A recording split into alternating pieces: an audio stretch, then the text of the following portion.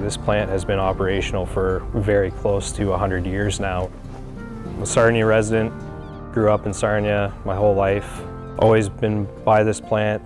We used to go fishing down here at the end of the slip with my dad back when I was a little kid. The port and terminal here in Sarnia is very important. When you have something in your backyard next door, you don't see the importance, but truly it is a very important site for Southwestern Ontario. It's taking grain, storing grain for farmers. It's the logistics, the risk management, a place to market grain. The next available port is about 2 hours away.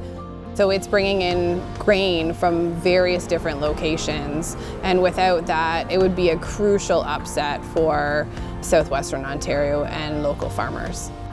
I could not be more proud of the team we have at Cargill Sarnia. We have a dedicated group of individuals who know they're part of a big operation that is connecting small local producers with global markets. It's a legacy here.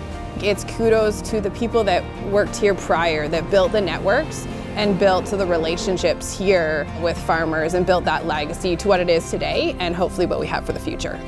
This is where I work. This is where I've grown up. This is what I care about. I want this place to be successful. I want it to continue another 100 years.